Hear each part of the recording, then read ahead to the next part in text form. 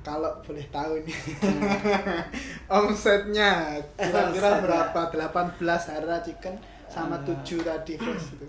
Gini ya, saya tuh sebetulnya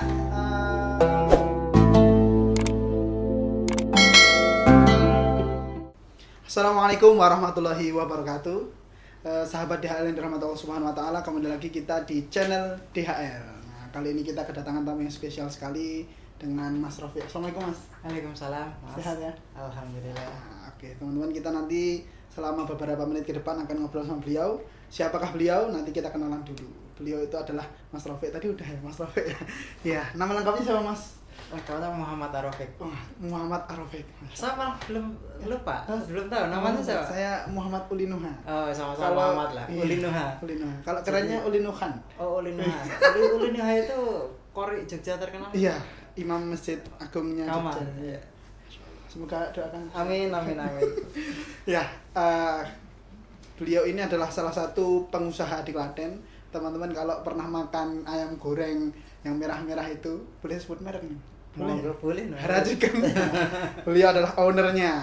Gitu Mas ya. Sudah berapa namanya itu? Cabang.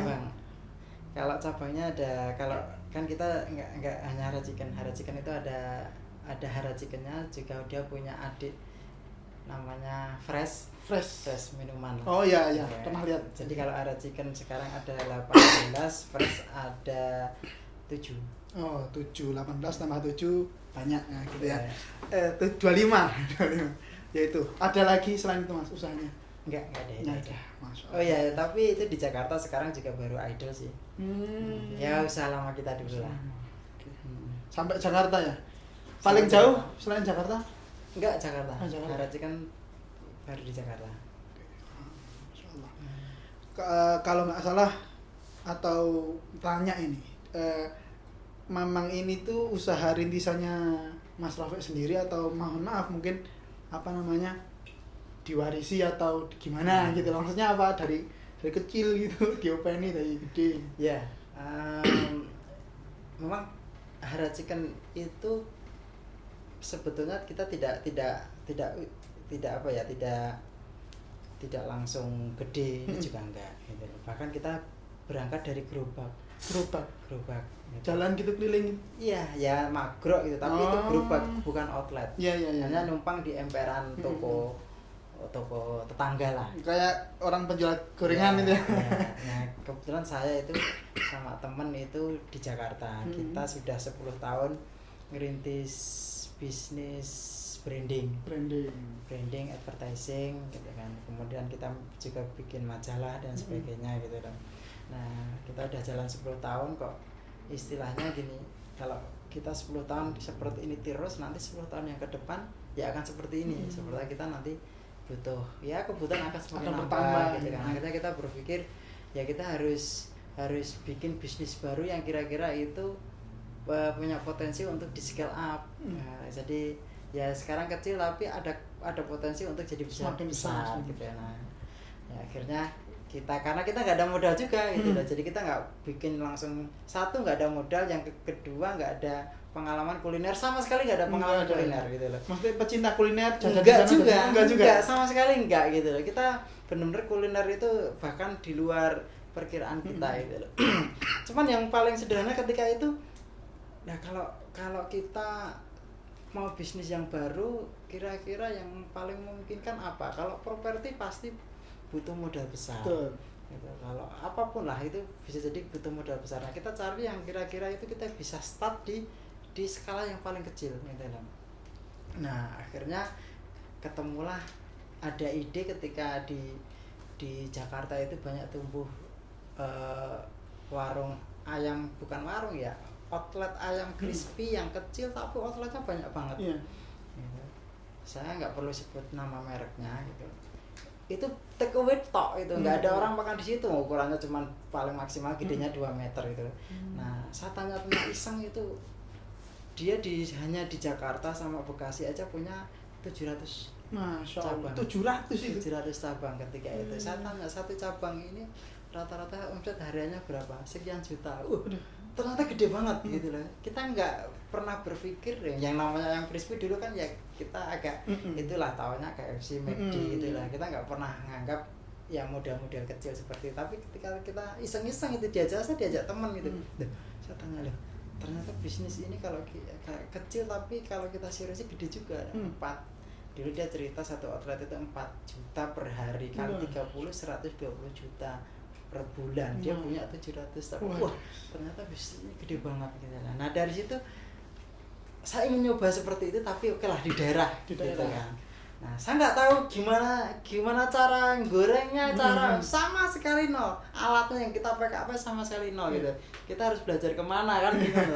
Nah, karena kan satu-satunya jalan ya kita belajar sama Mbah Google itu. Mbah Google. Jadi kalau siang kita kerja ketemu klien, nah kalau malam itu ya kita ketika itu di Jakarta itu browsing di internet sampai 3 bulan gitu.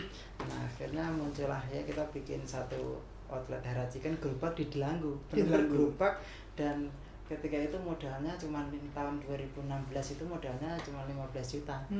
Itu ya kita rintis di situ gitu. Tapi boleh kita gerobak tapi ketika itu kita sudah punya ya keren-kerennya blueprint-nya lah gitu loh. Blueprint-nya kita sudah bikin roadmap-nya seperti ini gede-gede walaupun tetap sekarang geser ya, tapi ketika itu kita udah serius ke situ itu loh.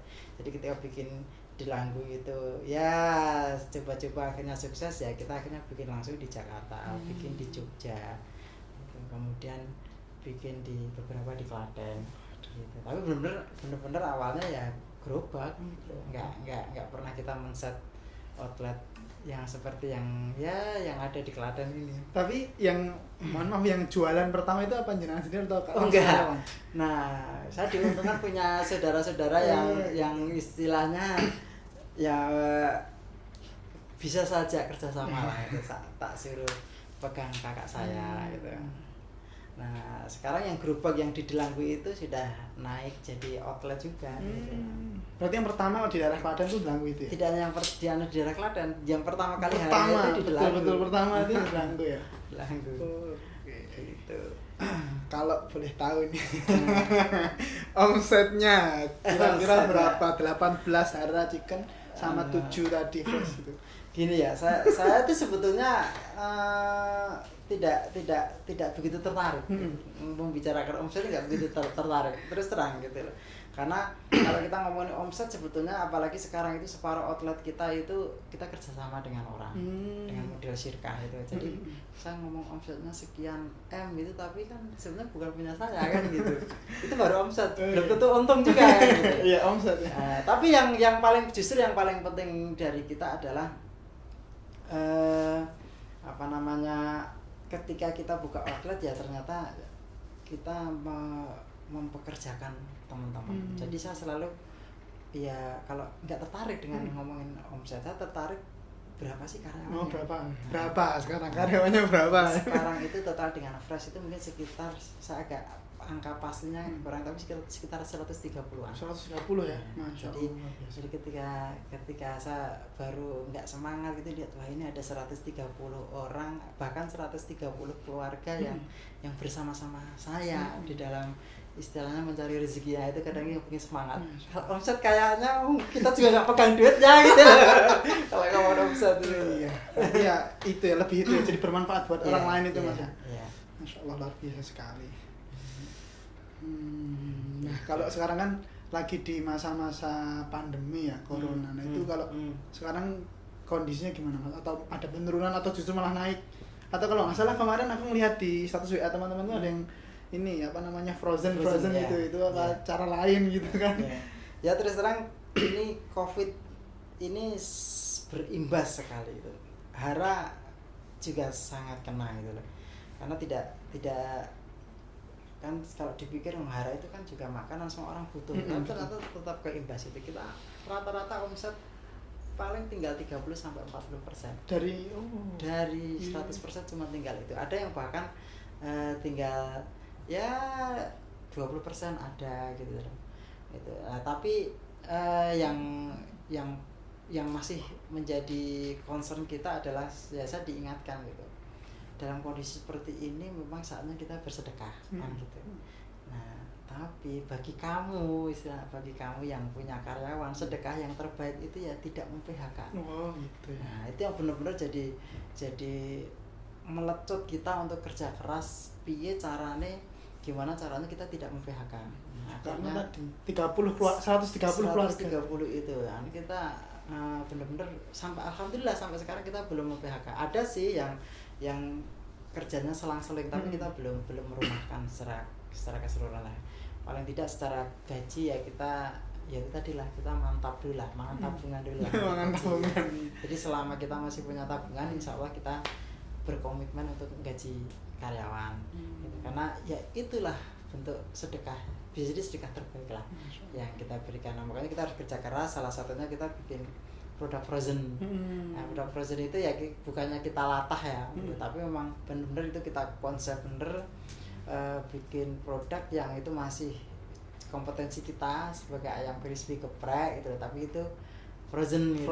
Jadi ayam frozen kita ayam geprek itu ada ayam geprek, ada sayap gitu, paling tambah nugget Ya. Kemarin kayaknya mantap juga nih. Tapi Tapi kalau tak beli apakah rasanya juga sama waktu di warungnya? iya sama, kalau Sama rasanya ya? sama, rasanya kita jamin sama. Itu bahannya sama, hanya teknologinya yang satu langsung digoreng, yang satu kita pakai teknologi yang gitu. memang bisa tahan lama. Berarti nanti tak cobalah Monggo.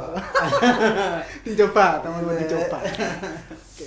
Nah sekarang nih pesan buat teman-teman yang pengen ngerintis usaha kan kayak saya jujur ini saya juga lagi ngerintis minuman kemasan. Oh, Jadi aku bikin Thai tea namanya Gernan Gerenang.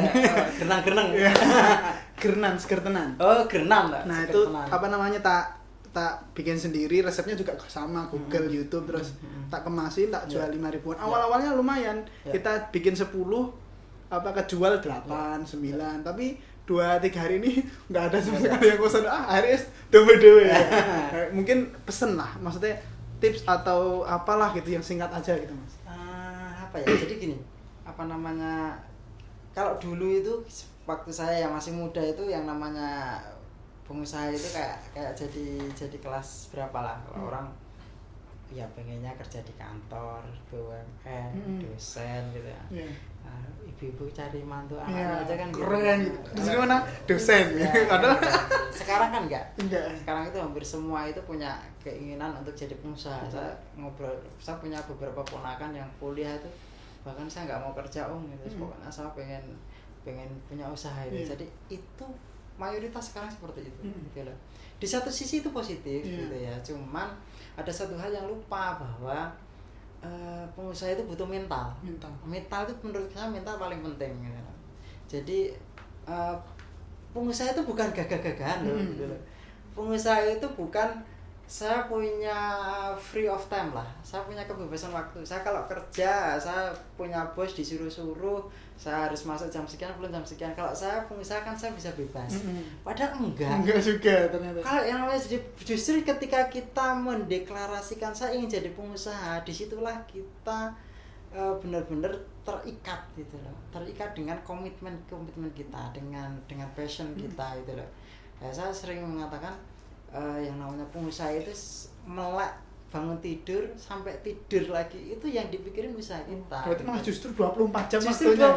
24 jam. Malam-malam Tidur pun aja mikir mikir pekerjaan gitu loh. Nah, ada telepon langsung siap gitu. Itu mental kan gitu loh. Artinya nggak sekedar wah saya gagah-gagahan, wah saya punya usaha ini loh, saya punya usaha minuman apa Gernan. kan keren gitu.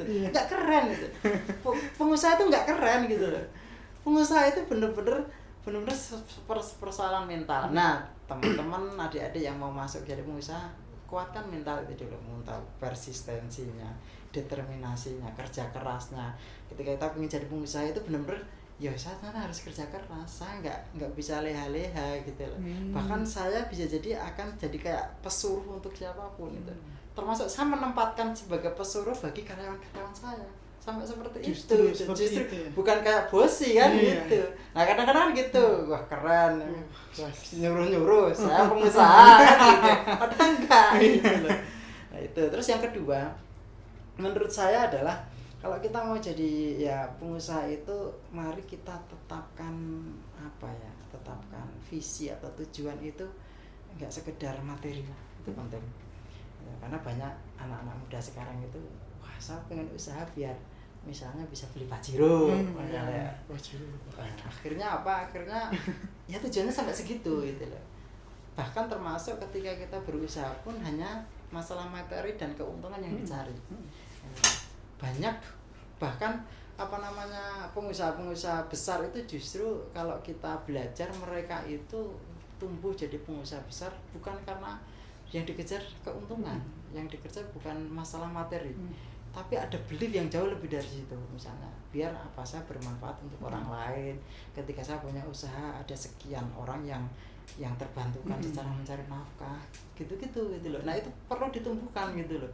Jadi nggak sekedar hanya tujuan-tujuan materi gitu loh, karena bisa jadi karena kalau tujuan-tujuan nanti hanya sekedar tujuan materi, ya kita akan selesai di situ. Gitu. Bahkan kita akan frustasi karena enggak kena. Wis langsung wae. Tapi kalau kita tujuannya karena golek barang iki wis dadi ya wis aku wis ketekek kok. Aku ndek Pajero misalnya gitu. tapi kalau bermanfaat ya terus. Ya terus itu akan terus gitu loh. Dan banyak pengusaha-pengusaha kita yang tidak harus kita ambil contoh yang sana yang memang dia punya belief yang kuat, ya di situ dia nggak berpikir. Bahkan kalau pernah kenal saya boleh ngomong ya, apa warung SS itu yang punya itu, jadi yang punya itu sudah makomnya sudah nggak mikir wah apa, tapi bagaimana karyawan saya itu bisa bareng-bareng sama saya ke surga. Sampai seperti itu gitu. Itu konon kabarnya perusahaannya itu ada konglomerat yang mau beli 3T aja nggak dikasih. Oh gitu. Beliefnya sudah nggak sekedar duit gitu lah. Bukan tujuan utamanya bukan duit gitu ya. Itu. Nah, teman-teman adik-adik yang ingin berusaha pengen jadi pengusaha itu, taruhlah belief atau visi itu jauh ke depan sana, nggak sekedar materi. Nah, pasti insya Allah materi akan ikut deh. Jadi kalau misalnya kita punya biar saya bermanfaat untuk orang banyak, ya sebenarnya ya wajar lah kalau kita udah punya materi ini, toh kita juga sudah kebermanfaatan kita sudah banyak gitu. Itu sih luar biasa sekali. Mantap nih. Gitu ya teman-teman tadi. Jadi pesannya buat teman-teman yang mau ngerintis usaha itu yang pertama itu mentalnya dulu. Kalau nggak punya mental, mending nggak usah. Ya enggak. Pokoknya harus dibangun mentalnya gitu. Dibangun. Kalau belum punya mental yang bagus, dibangun mentalnya. Kemudian tujuan utama itu bukan sekedar materi, tapi bagaimana salah satunya bagaimana kita bisa bermanfaat buat orang lain seperti itu Mas ya. Gitu. Mantap, luar biasa sekali. Gitu teman-teman, sahabat DHL yang dirahmati Allah Subhanahu wa taala. Terima kasih Mas Rafiq sudah memberikan ilmunya tadi. Semoga bermanfaat buat kita semuanya, gitu ya, Mas Rafiq. Dan teman-teman semuanya jangan lupa like, komen, dan subscribe. Tetap terus tonton channel kita. Insya Allah kita akan bertemu di episode yang selanjutnya. Assalamualaikum warahmatullahi wabarakatuh.